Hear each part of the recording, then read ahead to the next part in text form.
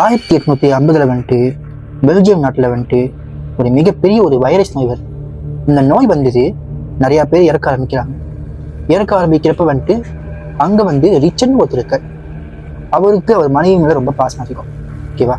அவரோட மனைவிக்கும் வந்து அந்த மாதிரி வந்து அந்த நோய் வந்து அதாவது அந்த வைரஸ் வந்து படுத்து படுக்கையாக வைக்கிறாங்க. ஆனால் வந்து கடைசியாக வந்து டாக்டரும் இது பண்ணி பார்க்குறாங்க. கடைசியாக அவங்களை காப்பாற்ற முடியல.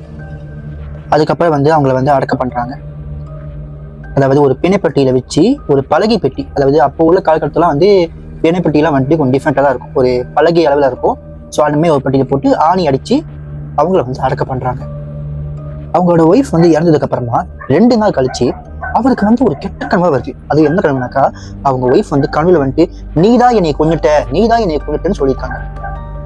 அவரும் வந்துட்டு மனசுல அவருக்கு உறுத்திட்டே வந்திருக்கு, நான் எப்படி அவளை கொண்டு இருக்க முடியும், நான் ஏன் அவளை கொன்னேன் அப்படி பண்ணி தூங்கி எஞ்சி ஓடிட்டு இருந்திருக்காரு.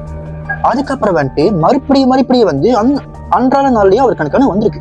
ஸோ அதுக்கப்புறம் வந்துட்டு என்ன பண்ணியிருக்காங்கனாக்கா, மருத்துவர்கிட்ட போயிட்டு மறுபடியும் சொல்லியிருக்காரு, என் ஒய்ஃபை வந்து இறந்துட்டாங்க, நான் கன்ஃபார்ம் பண்ணணும், அதுக்கு வந்து பர்மிஷன் வேணும்னு சொல்லி கேட்டிருக்காரு.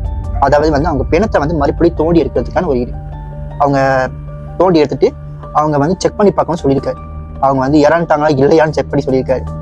இது எப்போ நினைச்சதுனாக்கா, அவங்க இறந்து போய் 8 நாளுக்குள்ளேயே நடந்த விஷயம். அவங்களோட மனைவியோட பிணப்பெட்டியை வந்துட்டு தோண்டி எடுத்து செக் பண்ணி பார்க்குறாங்க. ஆனால் பிணப்பெட்டியை வந்து திறந்து பார்த்தப்ப டாக்டர்ஸ் அப்போ ரிச்சர்ட் எல்லாத்துக்கும் பயங்கர ஷாக். அந்த பிணப்பெட்டியை பார்த்த உடனே அந்த பிணப்பெட்டியை வந்து திறந்த உடனே அந்த பலகையில் வந்துட்டு பயங்கரமாக கீழ்பட்டு. அதாவது அவங்க ஒய்ஃப் வந்துட்டு உயிரோடு தான் இருந்திருக்காங்க. எப்படின்னாக்கா, அவங்க வந்து அந்த இறந்துட்டாங்கன்னு நினச்சி அவங்கள பணப்பட்டியில் புதைச்சதுக்கப்புறமா வந்துட்டு அதுக்கப்புறமா அவங்களுக்கு முழிப்பு வந்திருக்கு. முழிப்பு வந்துட்டு அவங்க அதுக்கப்புறமா வந்துட்டு அந்த பொண்ணுப்பட்டியை வந்து உடச்சி வெளியே வந்துட்டு ட்ரை பண்ணியிருக்காங்க. கையில் வந்து கைஸ் பண்ணியிருக்காங்க. ஆனால் அவங்களால வந்து வர முடியல.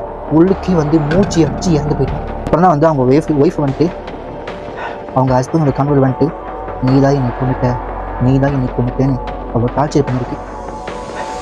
ரிச்சருக்கு அதுக்கப்புறமா வந்துட்டு அவரால் நிம்மதியாகவே வாழ்க்கையில் வாழ முடியும். அது நினச்சி வேதனையாக வந்திருக்காரு. பாவம் மனுஷன்.